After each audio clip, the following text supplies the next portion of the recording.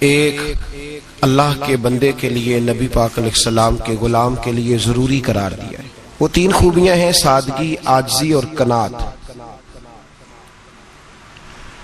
جس آدمی کے اندر یہ تین باتیں پائی جاتی ہیں کہ وہ سادہ بھی ہو، عجز و انکسار والا بھی ہو، اور جو چیزیں اللہ نے اسے دی ہوں اس پر اس کی قناعت بھی ہو، وہ راضی بھی ہو، تو ایسے شخص پر اللہ تبارک و تعالیٰ کی خاص رحمت نازل ہوتی ہے، جس بندے کے اندر یہ صلاحیتیں پائی جائیں۔ ہم دیکھتے ہیں کہ اس زمانے میں سادگی، عاجزی اور قناعت والا پہلو خاصا مشکل ہوتا چلا جا رہا ہے۔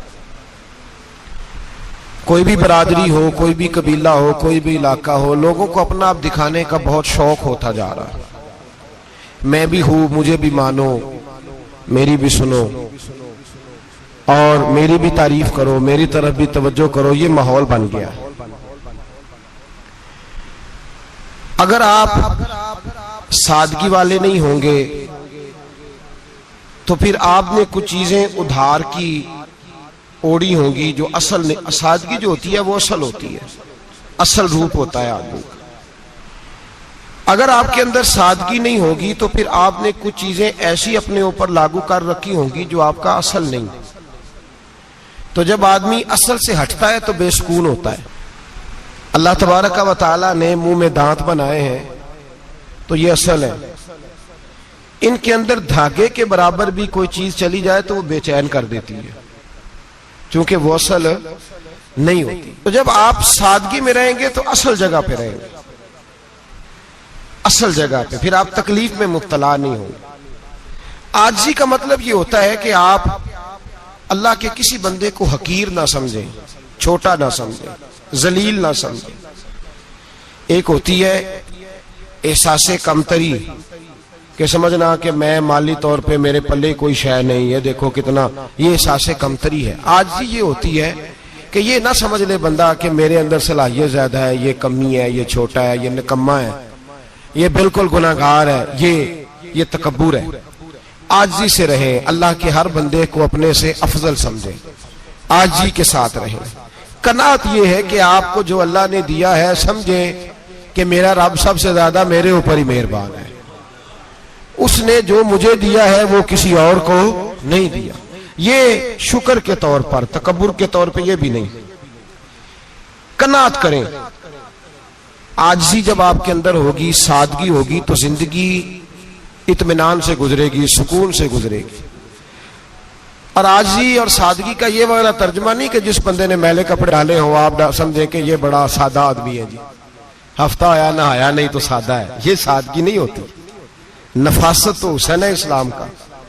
نبی پاک صلی اللہ علیہ وسلم نے ایک مالدار آدمی کو پھٹے پرانے کپڑے پہنے ہوئے دیکھا تھا تو حضور نے منع کیا تھا، فرمایا اگر اللہ نعمت دیتا ہے تو بندے پر اس کا اثر دیکھنا بھی پسند فرماتا ہے۔ اچھے کپڑے چھوڑ دیں تو آپ سادہ ہو گئے، یہ مطلب نہیں۔ بہت سارے غریب لوگ بھی سادے نہیں ہوتے، جو ہر وقت کہتا رہتا ہے میں کسی چودھری کو کچھ نہیں سمجھتا، تو وہ سادہ ہے۔ جو کہتا رہتا ہے کوئی نہیں میری نظر میں آپ بڑا سیاح ہوں، فلانا بندہ آیا تو میں نے لاجواب کر دیا، دو باتیں نہیں پھر وہ کر سکا آگے سے، تو آپ سادے؟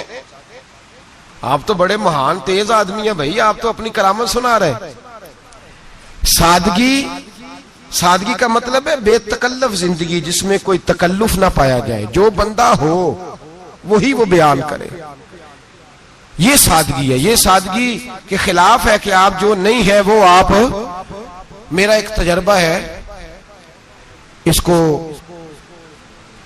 آپ قرآن و حدیث کا نچوڑ نہ سمجھیے گا، میری ذاتی بات ہے تو اس کو ذاتی رہنے دیجیے گا۔ کبھی کبھی میں پریشان ہوتا ہوں، آپ کسی کی دعوت کھانے جائیں نا، وہ عقیقے کی ہو، ولیمے کی ہو، کوئی بھی ہو، اچھا جب آپ کھا لیتے ہیں نا تو پھر وہ آدمی مطالبہ کرتا ہے کہ آپ اس کی تعریف کریں، پھر اس کا یہ مطالبہ ہوتا ہے۔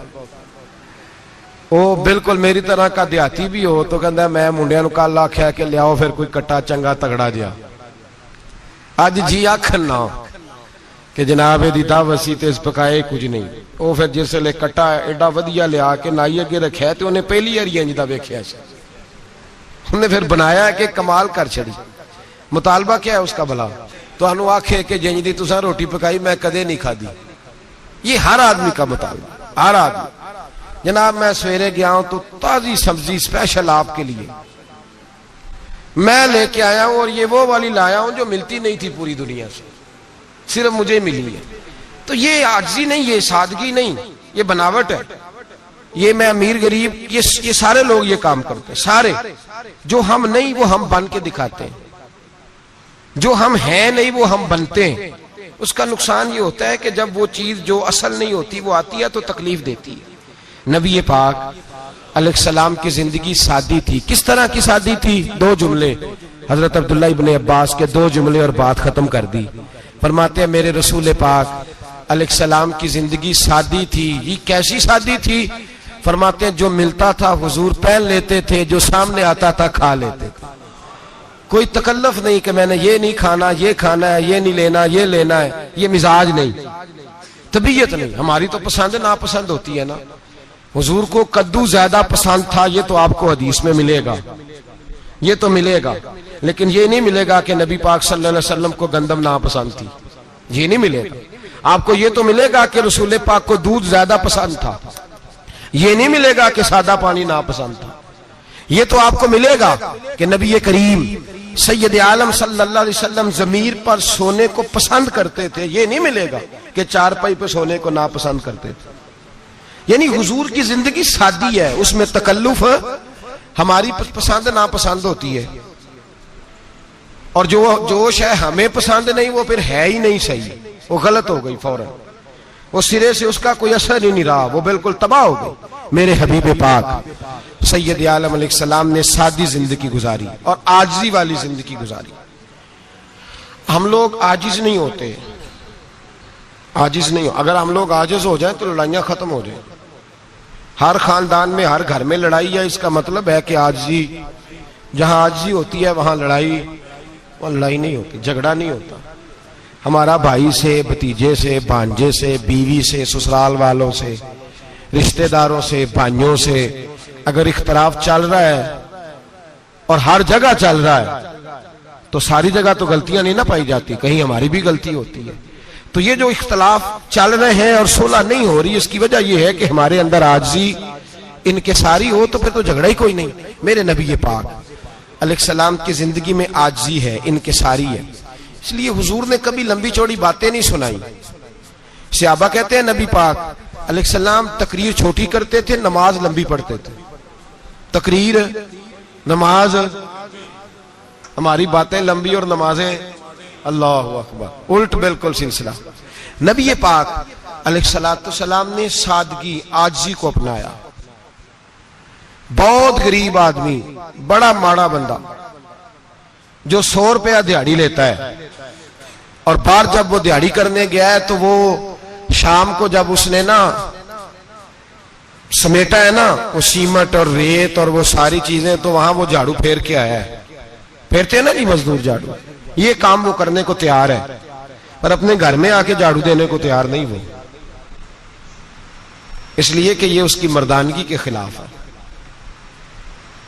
بار جب وہ گیا ہے کسی ہوٹل میں کام کر رہا ہے، ٹائی پینٹ کوٹ پہن کے وہ بڑا اچھا، وہاں اگر اس کو برتن دھونے پڑے تو دھو لیے، بلکہ اگر ناراض نہ ہو جائیں باہر رہنے والے ساتھی تو ڈھیروں لوگ باہر جا کے ہوٹلوں میں برتن مانجتے ہیں، لیکن وہاں ان کے روب کو، ان کے نام کو کوئی دھبا لگتا، لیکن گھر کے اندر جس برتن میں انہوں نے خود روٹی کھائی ہے، اگر ان کو یہ کہہ دیا جائے نا کہ یہ دھو لو تو پھر تو طلاق تک نوبت آ جاتی، پھر تو مسئلہ خراب ہے. پھر تو ہو سکتا ہے کہ بیوی کی اماں کی بھی خیر نہ ہو، تجھے اس نے سکھایا ہی کچھ نہیں، مجھے ہی تو نے کہہ دیا اٹھ جا. یہ ہمارا حال ہے، اور ہے ہم سارے عاجز مسکین، ہے ہم سارے ماڑے غریب، یہ سارا اپنی جگہ طے. لیکن جہاں ڈٹنا ہے، بلکہ یوں سمجھ لیں کہ جہاں روب نہ چلا وہاں مسکین ہو گئے، اور جہاں چل گیا اب بادشاہ ہو گئے. میرے رسول پاک سید عالم علیہ السلام کا اسوہ نور سنو. سیدہ طیبہ طاہرہ حضرت عائشہ صدیقہ رضی اللہ تعالیٰ عنہ فرماتے ہیں حضور گھر میں آتے اگر گھر کے اندر جھاڑو دینے والا ہے تو مصطفیٰ نے اٹھا کے کام کرنا شروع کر دیا ہے. یہ معمولی بات نہیں. اگر حضرت فاطمہ زہرا کی چکی پیسنے کے لیے فرشتے آ سکتے ہیں تو رسول پاک کے گھر کا کام کرنے کے لیے بھی آ سکتے ہیں. لیکن میرے نبی پاک صلی اللہ علیہ وسلم گھر میں اپنے کپڑے دھو لیتے, پھٹ جاتے تو حضور سی لیتے. یہاں تک کہ حضرت عائشہ فرماتی ہے ایک دن حضور نے کہا کھانا پکاؤ, تو میں نے کہا کنیز آٹا گوندھ رہی ہے. نبی پاک نے معلومات کی تو پتہ چلا کہ وہ کنیز تو جا چکی, بیمار تھی. فرماتی ہیں حضور نے اپنے دستے مبارک سے آٹا گوندھا, نبی پاک نے گوندا, نبی پاک نے. لگے جو مزدور شاہ ایسا, نہ دھن نہ دولت سربراہ ایسا, عرش نشیں کا زمین پہ گھر ہے, میرا پیغمبر عظیم تر ہے. نبی پاک نے آٹا گوندا اور آٹا گوند کے فرمایا عائشہ آؤ روٹی پکا دو. میں نے آٹا گوند دیا ہے. او بھائی میں بہت بڑا نواب ہوں میں عاجز مسکین, لوگوں کی میں کمیاں کوتاہیاں سناتا ہوں, لیکن اگر ذرا سا بھی ہاتھ ہلانا پڑے تو اس وقت نہ جہاں روب چلتا ہے وہاں تو چلانا چاہیے نا. جتنا ہمارا دبدبا بنتا ہے عاجزی انکساری, یہ انسان کو سنوارتی ہے, یہ اس کو سکون دیتی ہے, یہ اس کے اندر پیدا کرتی ہے وہ چیز جو اسے اللہ کے قریب کرتی ہے. اگر آپ بڑے ہیں تو پھر آپ بڑے ہی رہ جائیں گے, بن کچھ نہیں سکیں گے. اگر آپ میں تکبر ہے تو پھر انا کا بت قائم ہو جائے گا, بن کچھ نہیں سکیں گے آپ. ہر آدمی کو اپنا آپ دکھانے کا شوق ہے, بنانے کا شوق ہے, شہرت, نام بری, اپنے آپ کو ظاہر کرنا, بتانا. 1,44,000 صحابہ تھے میرے رسول پاک کے, سارے کہیے صلی اللہ علیہ وسلم. جب حضور کا نام سنے تو درود پاک پڑھا کریں صلی اللہ تعالی علیہ وسلم. 1,44,000 صحابہ تھے, کام کر گئے, کسی نے نام نہیں بنایا, کام کیا. شاید چند 100 کے نام کتابوں میں ملتے ہوں, باقیوں نے کام کیا, نام پر توجہ ہی نہیں. اور کچھ ایسے بھی تھے جو آئے نہیں, بات مانی ہے میرے نبی پاک کی. حضرت ویسے کرنی رضی اللہ تشریف نہیں لائے, گھر رہ کے بھی حضور کی بات مانی ہے. ماں کی خدمت کرو, نہیں آئے, خدمت کری, تشریف نہیں لائے, گھر رہ کے بات مانی. درجہ کیا دیا میرے رسول پاک علیہ السلام نے؟ ڈیوٹی لگائی مولا علی شیر خدا کی, حضرت عمر فاروق رضی اللہ تعالیٰ, فرمایا میرا جبہ لے جانا اور میرے اویس سے ملنا اور اسے کہنا میری امت کی بخشش کی دعا مانگے. بھئی گھر رہ کے بات مانی, کوئی شورا نہیں, کوئی نام نہیں. امام عبد الوہاب شورانی کہتے ہیں کرن کے لوگ انہیں روڑے مارتے تھے اور ان سے پوچھتے تھے تیرا نام کیا ہے, تو جناب ویسے کرنی فرماتے تھے اگر تو قیامت میں بخشا گیا تو نام بتا دوں گا, اور اگر وہیں اڑ گیا تو نام سے کیا رہ جائے گا, یہاں تو لکھا رہ جائے گا. اور پھر دعا مانگی, امام شورانی نے لکھا ہے دعا مانگی حضرت اویس کرنی نے, اے اللہ میں نے زندگی چھپ کے گزاری ہے, مجھے ظاہر نہ کرنا. میں سراپا مخزن راز تھا اور رہا تھا مدتوں راز میں, یہ تو تیرا شوق دید کشاں کشاں مجھے کھینچ لایا مجاز میں. اے اللہ میں نے پردے میں وقت گزارا ہے, اللہ مسترنا بسترک الجمیل. اے اللہ بس مجھے پردوں میں رکھنا, پردوں میں. اٹھ بلیا چلو تھے وسیے جتھے وس دینی سارے انے, نہ کوئی ساڈی ذات پچھانے نہ کوئی سانو مننے. اے اللہ مجھے پردہ دے, شہرت نہیں چاہیے, میرا نام نہ ہو, کوئی جانے کوئی پہچانے نہ, بس میں تیرا ہوں تو چھپ کے تیرے پاس آ جاؤ. امام فرماتے اللہ 70,000 فرشتے قیامت کے دن حضرت اویس کرنی کی شکل کے پیدا کرے گا اور ان فرشتوں کے اندر چھپا کے جناب اویس کو اپنی اور اپنے محبوب کی بارگاہ تک لے جائے گا. چونکہ وہ چھپے رہے, ضرورت نہیں. میں سراپا مخزن راز تھا, میں تو رہا تھا مدت و راز میں, یہ تو تیرا شوق دید کشاں کشاں مجھے کھینچ لایا مجاز میں. شوق نہیں, مجھے بھی پوچھ لو, میرا بھی نام لے لو.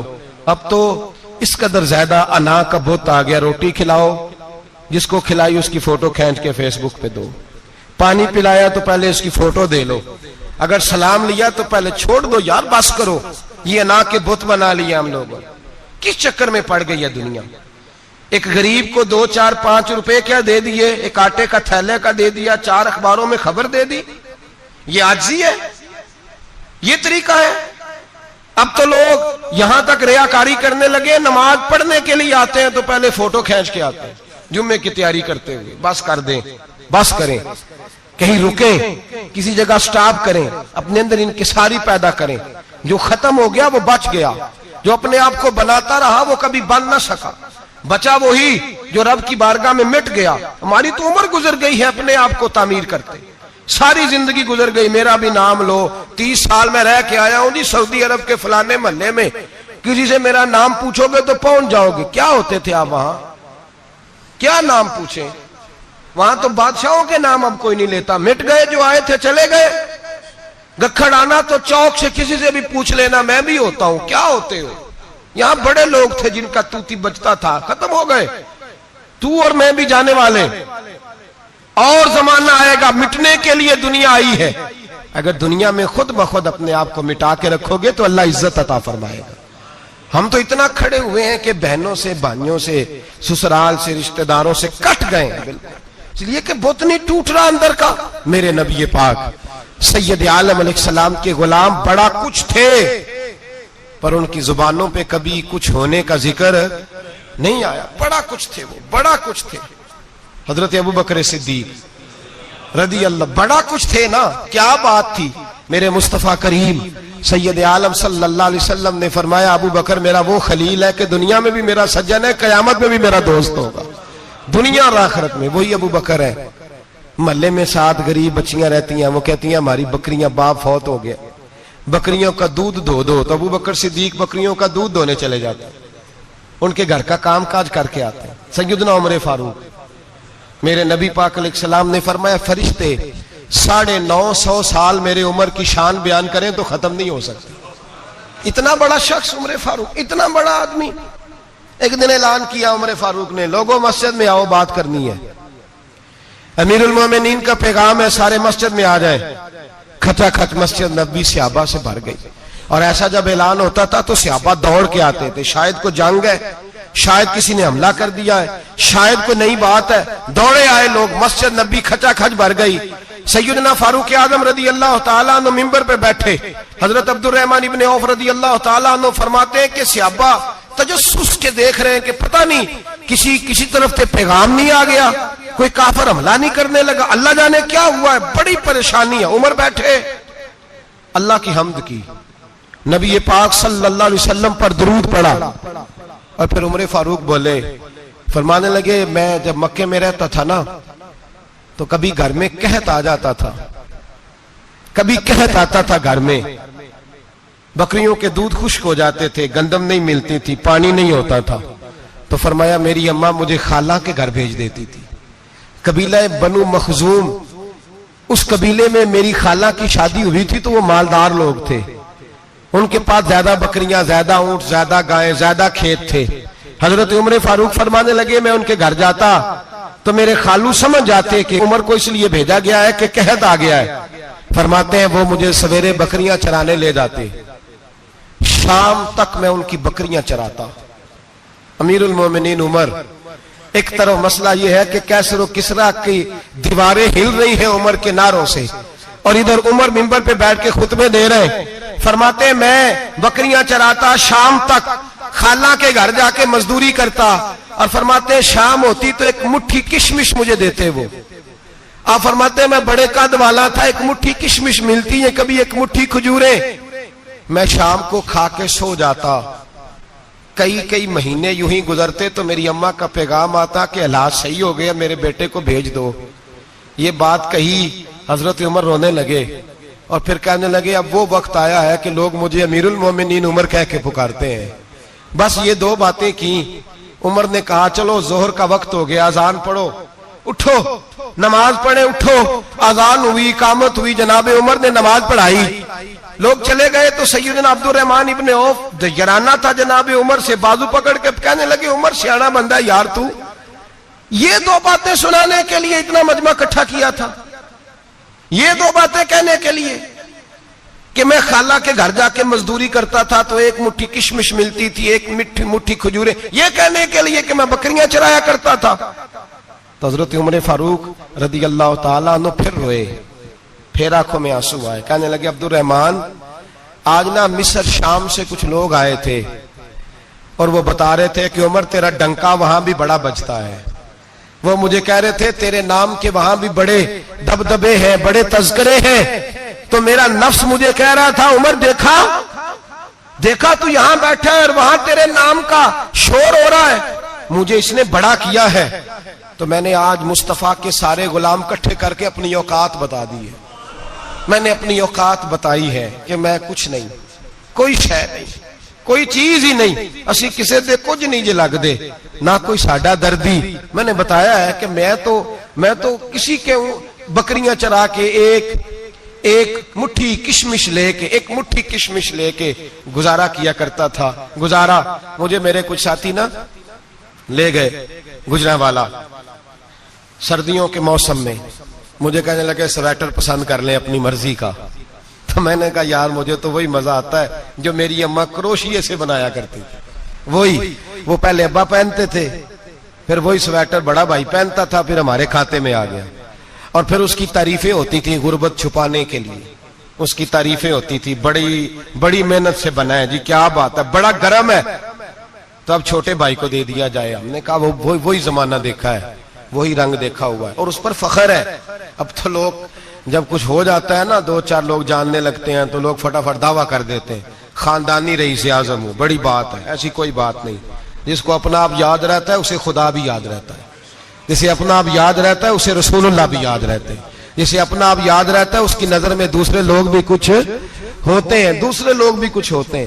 میں عمرے کے لیے حج کے لیے جاتا رہتا ہوں، رب مجھے اپنے فضل سے بلا لیتا ہے. تو میں ایئرپورٹ سے نیچے اترا تو ایک صاحب میرے جاننے والے تھے، دوڑ کے آئے اور مجھے کہنے لگے کیا بات ہے، سنا ہے اس دفعہ آپ سعودی ایئر لائن سے آئے، سیدھا مدینہ شریف آئے، کیا بات ہے آپ کی. اور میں نے کہا صاحب چھوڑ دیں، میں بھی جب پہلی دفعہ آیا تھا تو میں بھی بڑا گور کے ایئرپورٹ دیکھتا تھا، میں نے کبھی دیکھا جو نہیں تھا، میں بڑا گور کے دیکھتا تھا. کوئی ایسی بات نہیں ہے، یہ نظام قدرت ہے، بادشاہ کے فیصلے ہیں، وہ جب چاہتا ہے جس طرح کے چاہتا ہے فیصلے فرما لیتا ہے. تو یہ اس کے فیصلوں کی بات ہے. ہم لوگ نا جس حیثیت پہ ہوتے ہیں وہیں رہ جاتے ہیں، پچھلی بات بھول جاتے ہیں. اس لیے ہم چاہتے ہیں جو بھی ہمیں ملے جھک کے ملے، جو بھی آئے. اور یہ میرا آپ کا سب کا مشترکہ معاملہ ہے. میرے نبی پاک صلی اللہ تعالی علیہ وسلم نے صحابہ سے پوچھا تمہیں بتاؤں جنت کے بادشاہ کون ہوں گے؟ جنت کے عام لوگ نہیں، جنت کے، بولیے گا ذرا، جنت کے اللہ بادشاہ. جنت میں تو جانا بڑی بات ہے، اور حضور جنت کا بھی بادشاہ. ابن ماجہ میں لفظ ہے. تمہیں پتہ ہے جنت کے بادشاہ کون ہوں گے؟ تو میرے مصطفیٰ کریم صلی اللہ تعالی علیہ وسلم کے غلاموں نے کہا حضور ہمیں نہیں پتا. تو حضور نے فرمایا جنت کے بادشاہ وہ لوگ ہوں گے جنہیں دنیا میں کوئی بھی نہیں جانتا تھا، جن کے کپڑے سادے ہوتے تھے، جو غریب لوگ ہوتے، جو سفارش کرتے تھے تو ان کی قبول کوئی نہیں کرتا تھا، جو کسی کے ساتھ جاتے تھے تو ان کو مانتا کوئی نہیں تھا. وہ جنت کے بادشاہ ہوں گے، بادشاہ. اور فرمایا قیامت کے دن جب لوگ انہیں دیکھیں گے تو ان پر فخر کریں گے، رشک کریں گے، کہیں گے کیا بات ہے تمہاری. یہاں تو شوق ہی بڑا ہے. غریبوں نے بھی پوسٹر بنائے ہوئے ہیں، ڈاکوؤں، لٹیروں، چوروں کی تصویروں کے ساتھ لگوائے ہوئے اپنے آپ کو بڑا کرنے کے لیے. آج اختیار کریں، اپنے آپ کو مٹانے کی کوشش کریں. رب کریم کے بندے آگے بڑھ کے اپنا آپ دکھاتے نہیں. بڑا شوق ہے، پہلے فوٹو کھچا لو، باقی باتیں بعد میں ہوں گی. پہلے ویڈیو بنا لو، باقی کچھ اور بعد میں ہوگا. پہلے اب تو پرسوں ترسوں مجھے ایک مولانا کہنے لگے کہ آپ سے میں نے، وہ یہاں جمعہ پڑھنے آتے ہیں کبھی کبھی، میرے دوست ہیں، کہتے ہیں آپ سے میں نے سنا تھا کہ اگر کوئی اس نبی پاک کا فرمان ہے، اگر کوئی نذرانہ دے تو اس کو لے لو، اگر کوئی تحفہ دے تو اس کو، حضور نے فرمایا لے لو اگر تمہیں کو دیتا ہے، اپنی مرضی سے، مانگنا منع ہے. خود دے تو لے لو، ورنہ ایک وقت آئے گا تم مانگو گے تمہیں ملے گا نہیں. جب کو دے تو لے لو. کہنے لگے آپ نے کہا تھا کو دے تو اس وقت سے میں کوئی سوٹ دیتا ہے مجھے میری مسجد کا نمازی تو میں لے لیتا ہوں. کوئی مجھے کوئی اور شے دیتا ہے تو میں آپ سے سن کے. تو اگر میری مسجد کا نمازی سوٹ پکڑاتے ساتھ فوٹو بھی کھینچے تو پھر میرے لیے کیا حکم ہے؟ وہ خوشبو کی ڈبی دیتے ہوئے ساتھ فوٹو بھی کھینچے، پھر میرے لیے کیا حکم ہے؟ کہنے لگے رمضان میں یہ حال ہوا ہے کہ لوگ کپڑے دے رہے تھے اور فوٹو کھینچ رہے تھے. کیا چکر ہے، کہاں چلے گیا؟ غریب آدمی کی عزت نفس کو کچل ڈالا پکڑ کے. ایک جوڑا سال کے بعد امام کو دیا، اس کی بھی تصویر کھینچ کے فیس بک پہ دے ڈالی.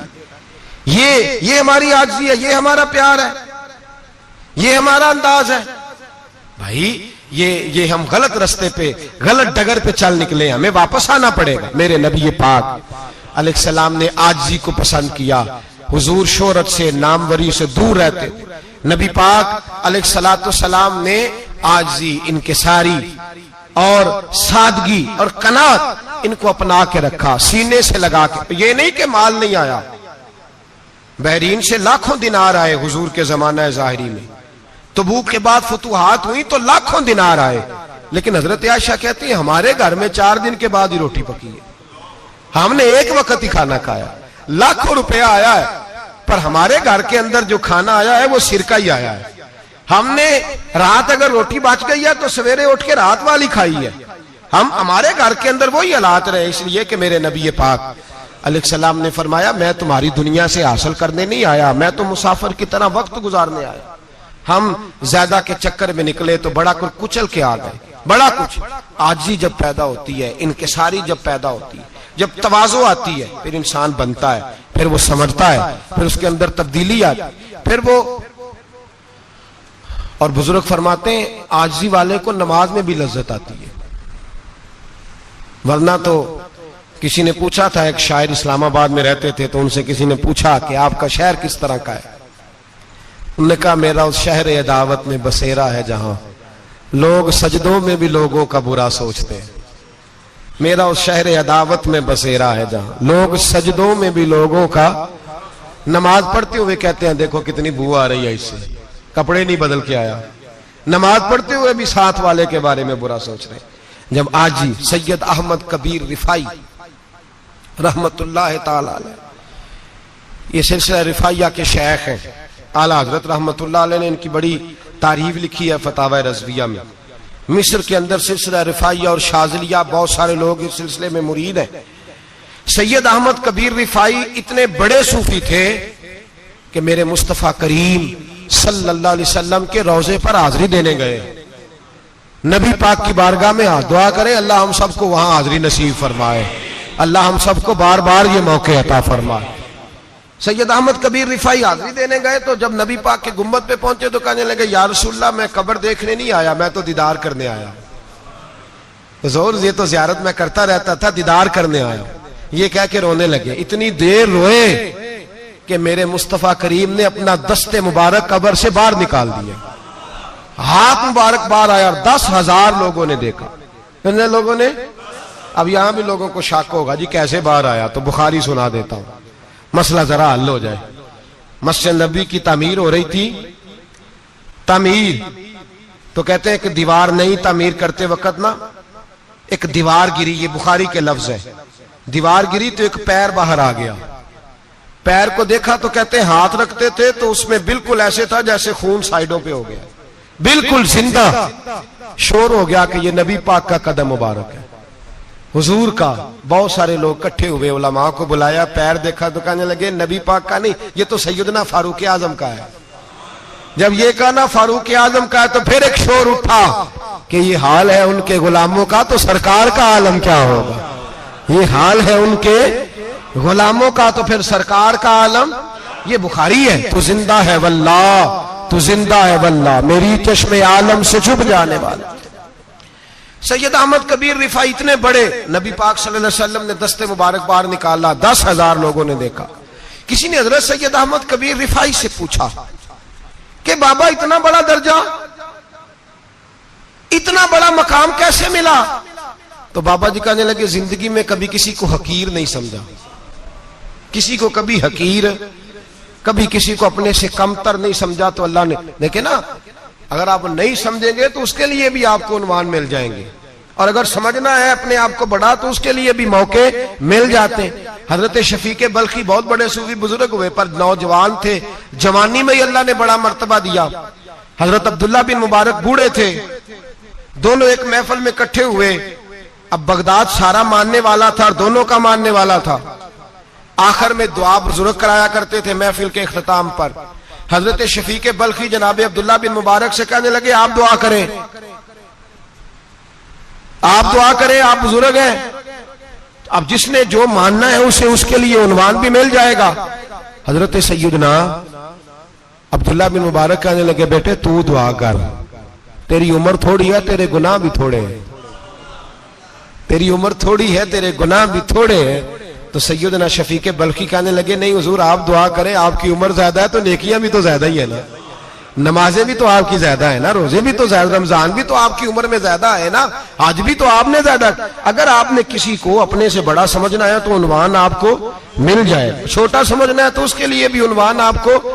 بات تو یہ ہے کہ آپ کیا کرنا، اگر آپ کسی کو حقیر سمجھنا چاہتے ہیں تو بات ختم ہو گئی۔ سید احمد کبیر رفاعی فرماتے ہیں زندگی بھر کبھی کسی کو حقیر نہیں سمجھا، اللہ کی ساری مخلوق کی کیا بات ہے۔ اللہ قرآن میں کہتا ہے ان اللہ لا یستحی ان یضرب مثلا ما بعوضۃ فما فوقها، اللہ شرم نہیں کرتا کہ ایک مچھر کی مثال بیان کرے یا اس سے بھی کم تر۔ اللہ مچھر کی بات کرتا ہے اتنا بڑا ہو کے، وہ کہتا ہے میں کروں گا، میری مخلوق جو ہے تو حضرت احمد کبیر رفاعی فرمانے لگے میں نے کبھی کسی کو حقیر، بولیے کبھی کسی کو حقیر۔ ہم لوگوں کے پاس عنوان بڑے حقیر سمجھنے کے لیے، ہم سمجھ لیتے ہیں۔ امیر آدمی کہتا ہے غریب محنت کیوں نہیں کرتا، محنت کرے امیر ہو جائے گا، عنوان ہوا کہ نہ تنقید کرنے کا۔ 4 بچے ہیں کریں کمائی امیر ہو جائیں گے، اب وہ حقیر سمجھ رہا ہے غریب کو، غریب بھی امیر کو حقیر سمجھتا ہے، وہ بھی کہتا ہے جو اس نے کمایا سارا ہی حرام ہے، جائز ایک پیسہ نہیں، اس نے بھی حقیر سمجھ لیا، یعنی وہ یہ کہہ رہا ہے کہ میں حلال کھاتا ہوں یہ امیر حرام کھاتے ہیں، تو بات ختم ہو گئی، اس نے بھی حقیر سمجھ لیا، اس نے بھی حقیر سمجھ لیا۔ اب عنوان ہی تھا نا، اگر عنوان بدل لیتے تو بات بن جاتی۔ امیر اگر یہ کہتا کہ میں اس غریب کی مدد کروں گا اس لیے کہ پیسے محنت سے نہیں ملتے خدا کے فضل سے ملتے ہیں، تو وہ یہ نہ کہتا کہ یہ محنت کرتا تو آگے چلا جاتا۔ اور غریب اگر سمجھتا اس بات کو تو یہ نہ کہتا امیر سارے حرام ہی کھاتے ہیں، وہ کہتا بھئی رب نے جو میرے لیے پسند کیا مجھے دیا، جو اس کے لیے پسند کیا اسے دیا، بات ختم ہو گئی، جھگڑا ختم۔ عنوان تو مل جائے گا آپ کو، مثبت بھی اور منفی بھی، تو اچھی بات نہیں کہ مثبت اختیار کریں۔ سید احمد کبیر رفاعی کہتے ہیں میں گزر رہا تھا، ایک دن میرے ساتھ ایسا ہوا کہ میں گزر رہا تھا کھیت کے اندر سے، ادھر بھی پانی تھا ادھر بھی پانی تھا، ہوتا ہے نا پانی پانی ہوتا ہے فصلوں میں کئی دفعہ، کب ہوتا ہے زیادہ پانی؟ نہیں جدو کدو کری رہے جی، وہ جب کدو کرتے ہیں نا تو دونوں جانب پانی بھرا ہوتا ہے نا جی، وہ ٹریکٹر بھی پانی میں چلتا ہے، میں پینڈو ہوں نا مجھے زیادہ پتا ہے کیا حالات ہوتے ہیں، تو وہ ادھر بھی پانی ادھر بھی پانی، تو درمیان میں سے وہ منڈیر ہوتی ہے چھوٹی سی، واٹا کھیدا ہے اپنی زبان ہے، تو کہتے ادھر بھی پانی تھا ادھر بھی پانی تھا۔ سید احمد کبیر رفاعی کہتے ہیں میں گزر رہا تھا، عصر کی نماز کا ٹائم ہو گیا، میں جلدی جلدی جا رہا، سامنے سے کتا آ گیا۔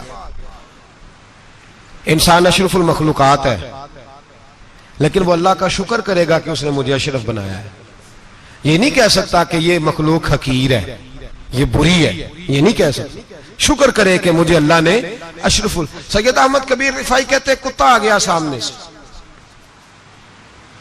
اب کتا آیا تو مجھے جلدی تھی، کتا بھی بھیگا ہوا تھا، اب میرا دل کرے کہ کتا نیچے اترے تو میں گزروں، کتا کھڑا ہے کہ یہ سائیڈ پہ ہو تو میں گزروں، کہتے ہیں دیر ہو گئی، تو مجھے ڈر لگتا تھا، میں نے کبھی کتے کو بھی نہیں جھڑکا تھا، کبھی کتے کو بھی، اپنی اتنی حیثیت ہی نہیں، جھڑکا ہی نہیں کبھی کسی کو۔ آپ فرماتے ہیں دیر ہو گئی تو میں نے کہا یا اللہ، حضرت سید احمد کبیر کہتے ہیں میں نے کہا یا اللہ اس کتے کو زبان ہی دے دے، میں اسے کچھ سمجھا ہی دوں، اسے زبان ہی دے دے، تو قادر مطلق ہے، اسے زبان دے دی۔ تو میں نے کتے سے کہا نیچے اتر جا، میں نے نماز پڑھنی ہے، تو کہنے لگا بابا جی آپ اتر جائیں، آپ اتر جائیں، آپ اتر جائیں، میں کیوں اتروں؟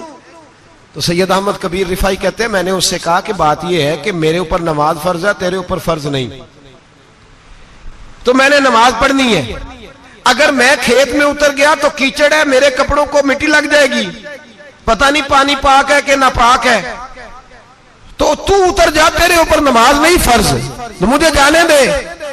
تو سید احمد کبیر رفاعی کہتے ہیں اس نے ایسی بات کی کہ میرے اوپر وجد طاری ہو گیا، کتے نے بات کی تو میں کانپنے لگا، راتی جاگے شیخ صداویں، راتی جاگ دے کتے تیتھوں اتے، مالک دا در مول نہ چھڑ دے، پاویں مارو 100 جتے تیتھوں اتے، او ایک برکی دا قدر پچھانن، پاویں مالک ہو من ستے تیتھوں اتے، रुखा सुखा खा दिने जा रुखा विच सुते ते तैथों उत्ते उठ बुलिया चल यार मना लै नहीं ते बाजी लै गए नहीं कुत्ते उठ बुलिया चल यार मना लै नहीं ते बाजी लै गए कुत्ते ते तैथों उत्ते सैयद अहमद कबीर रिफाई कहते हैं वो मुझे कहने लगा आप उतर जाए तो मैंने कहा भाई मेरे ऊपर नमाज फर्ज है तेरे ऊपर फर्ज नहीं तू उतर जा मेरे कपड़े आलूदा हो जाएंगे तो क्या करूंगा तो कहते हैं उसने बात की तो मैं घबरा गया और छलांग लगा के मैं खेत में उतर गया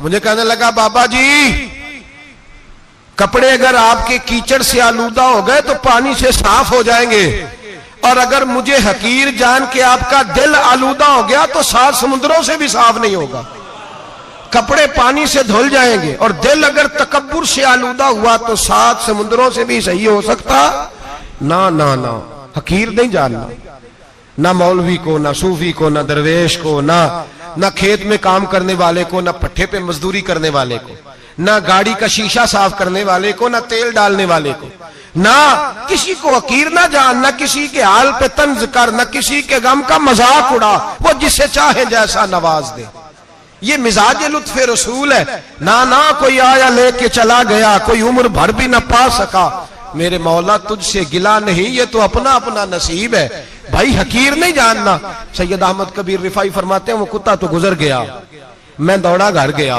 जाके मैंने गुस्ल किया कपड़े बदले फरमाते हैं पहले भी मैं असर पढ़ता था पर आज जब नमाज पढ़ी तो बड़ा ही मजा आया मैं सर सजदे में रखूं मेरा उठाने को जी ही ना चाहे मैं रुकू में जाऊं तो मेरा सर उठाने को दिल ही ना चाहे मेरा दिल करे आज मगरिब लेट हो जाए आज सूरज देर से गुरूब हो मैं आज सारा दिन असर ही पढ़ता रहूं भाई जब तू आजिज़ी वाली पढ़ता है जब तू इनकिसारी वाली पढ़ता है जब तू हजरत सैयदना मुआविया बिन खुतैज रदिया एक हजरत मुआविया बिन सुफियान है एक मुआविया बिन खुतैज सहाबी है वो कहते हैं मैं जंग फतह करके आया तो सख्त गर्मी का मौसम था मुझे पता था कि उमर फारूक दोपहर को आराम कर रहे होंगे आप फरमाते हैं मैं मस्जिद नबी में बैठ गया एक बच्ची जनाब उमर के घर से निकली तो मुझे कहने लगी मुआविया आपका नाम है मैंने कहा हाँ अंदर जाके जनाब उमर को बताया तो उमर दौड़े आए और जब आए तो सर पे टोपी कोई नहीं पैरों में जूता कोई नहीं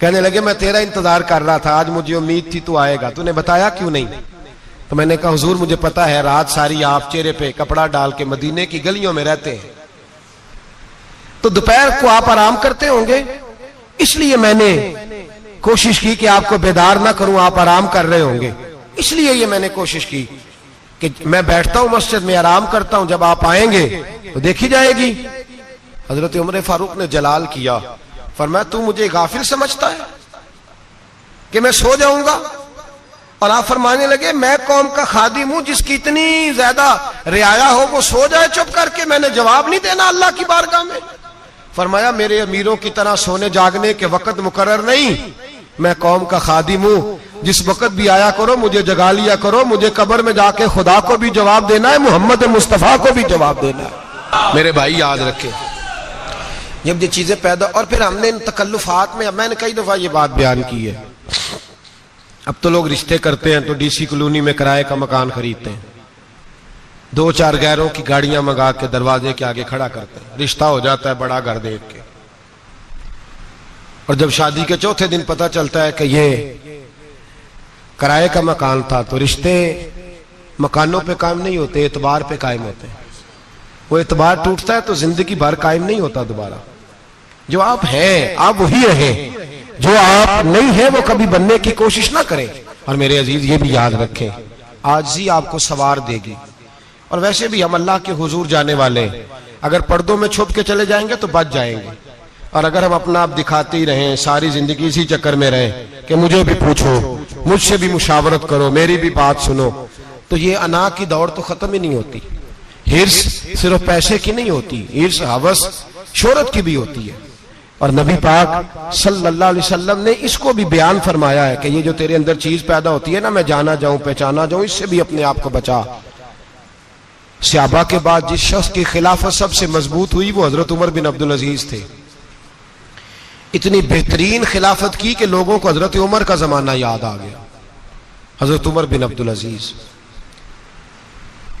عراق میں رہنے والی ایک عورت تھی. اس عورت کا خامد فوت ہو گیا تو 5 بچیاں یتیم تھی. وہ عراق سے چلی اور جناب عمر بن عبدالعزیز کے پاس آئی کہ آپ میری بچیوں کا وظیفہ لگا دیں. وہ کہتی ہے جب میں پہنچی نا یہاں تو اب تو استقبال آنا جانا بڑے معاملات ہیں. اب تو بچی کی برات آئے اور 5 7 10 20 لوگ دروازے پہ کھڑے نہ ہو تو برات ناراض ہو جاتی ہے. کہتے ہمارا استقبال ہی کسی نے نہیں کیا. تو استقبال تو اب اس طرح ہے جس طرح نشہ نہیں ہوتا, یہ استقبال کی حالت ہے. امیروں سے لے کے غریبوں تک مجھے پوچھا ہی نہیں کسی نے, کرسی نہیں دی, آگے نہیں بٹھایا, یہ والا معاملہ ہے. اور میں میری طرح کے لوگ نیک لوگوں کی بات نہیں کرتا. اب تو ہم دیکھتے ہیں فلاں مولانا کا استقبال ہو رہا ہے, فلاں کے لیے لوگ کھڑے ہو رہے ہیں, نعرے لگ رہے ہیں. اور اب تو میں دیکھتا ہوں ایسے ایسے ہاتھ لہراتے ہیں صوفی اور درویش کہلانے والے, جیسے سیاسی لیڈر لہرایا کرتے. یہ کیا طریقہ ہوا؟ یہ کون سا طرز زندگی؟ میرے نبی پاک صلی اللہ علیہ وسلم نے فرمایا جو خواہش کرے کہ میں آؤں اور لوگ کھڑے ہوں وہ تو جہنمی ہے, تو دوزخی ہے. سارے وہی طریقے ہمیں اختیار کرتے جا رہے ہیں, وہی پروٹوکول ہے ہر جگہ. وہ لوگ جن کے دروازے کھلے ہونے چاہیے تھے وہاں بھی ہر وقت کے لیے معاملات طے ہو گئے. یاد رکھیں میرے نبی پاک علیہ الصلوۃ والسلام نے جو تعلیمات دی. حضرت عمر بن عبدالعزیز رحمت اللہ تعالی علیہ, عورت کہتی ہے میں پہنچ گئی, میں نے لوگوں سے پوچھا گھر کہاں ہے, تو کہا وہ جہاں بوری لٹک رہی ہے نا باہر ٹاٹ کا پردہ لگا ہوا ہے وہ حضرت عمر بن عبدالعزیز کا گھر ہے. کہتی ہے میں دروازے پہ دستک دی, ایک عورت نے دروازہ کھولا تو مجھے بی بی جان کے اندر بلایا. تو ان کے گھر کے اندر جب میں داخل ہوئی تو بڑا سارا سین تھا, ایک جانب کنواں لگا تھا, ایک طرف ایک بڑا درخت تھا, اور ایک چھوٹا سا بنائی ہوئی تھی جگہ برتن دھونے کے لیے, اور بی بی نہ برتنوں کو مٹی لگا کے صابن لگا کے بیٹھی ہوئی تھی, کام کر رہی تھی وہ عورت. مجھے اس نے درخت کے نیچے بٹھایا, پانی پلایا. کیسے آئی ہو؟ میں نے کہا امیر المومنین سے ملنا ہے. کہنے لگی بیٹھو تھوڑی دیر میں آ جاتے. کہتی تھوڑی, میں نے سمجھا گھر کی کوئی ملازمہ ہے, میں بیٹھ گئی. تھوڑی دیر گزری پھر دستک ہوئی, اس بی بی نے اٹھ کے دروازہ کھولا تو جب وہ شخص اندر آئے تو کہنے لگی بڑی دیر سے برتنوں کو صابن لگا کے بیٹھی ہوں, کہاں رہ گئے تھے؟ کہتی ہیں وہ صاحب کہنے لگے بس ذرا مصروف ہو گیا تھا. دوڑے گئے, کنویں سے پانی نکالا, بی بی کو دیا, اس نے برتن دھوئے.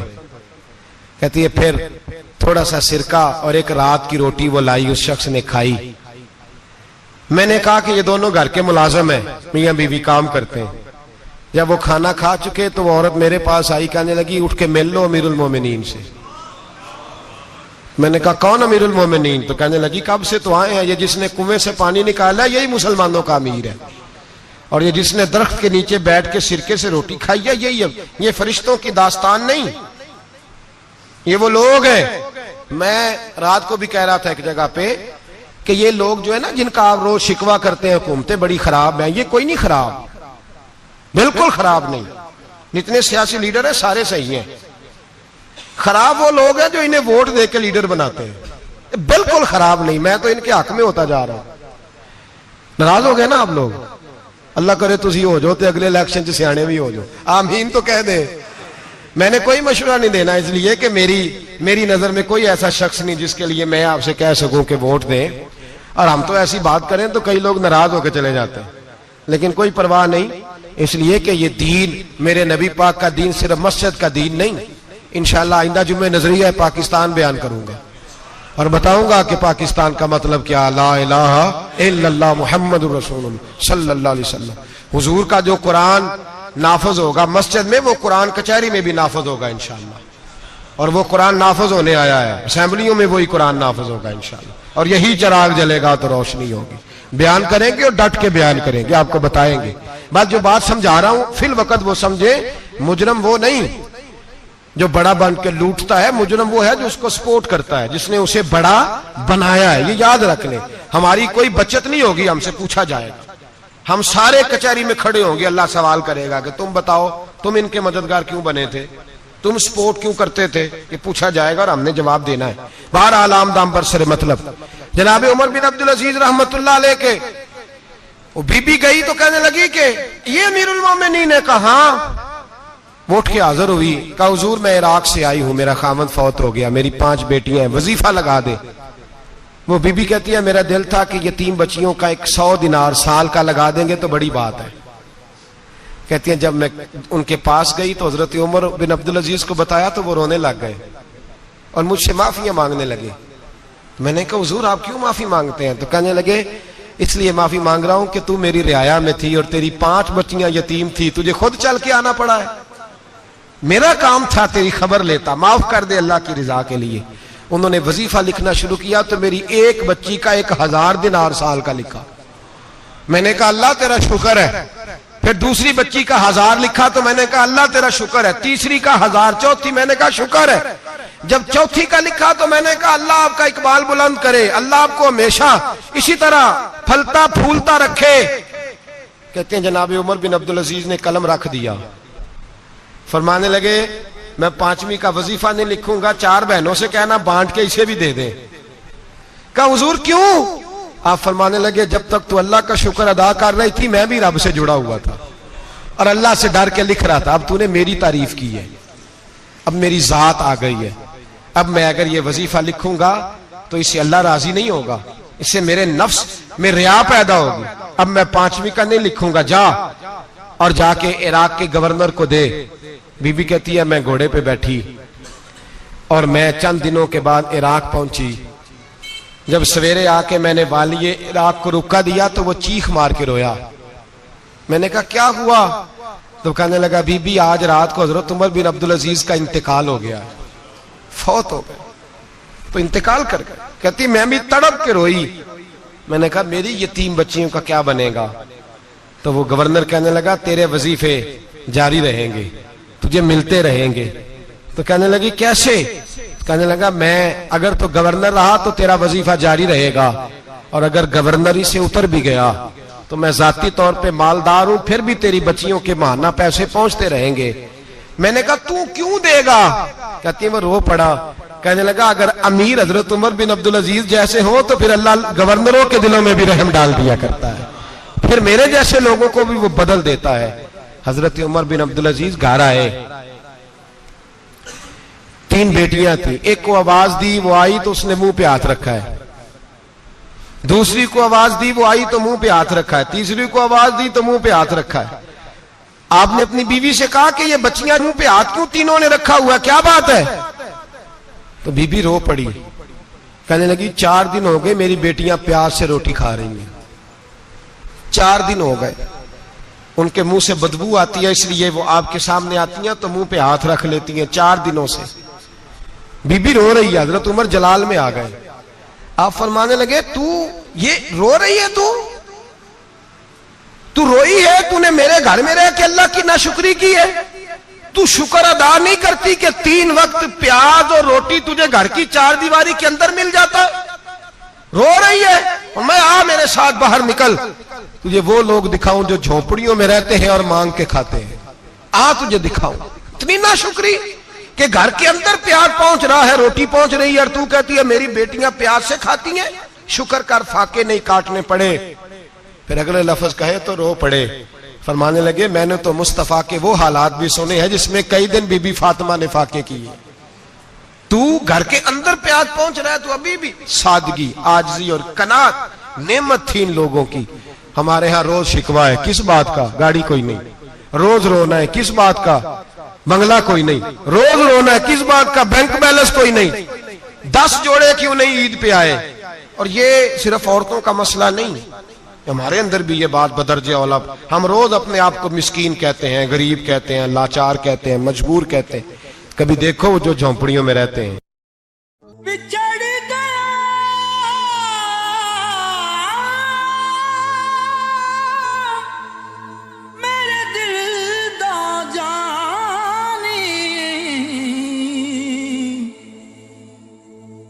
मैं कखों वांगर रुल गई, फुल्ला नाल नाजुक जिंदड़ी मेरी विच कंडियां दे रुल गई। कम सजना दे मार मुका,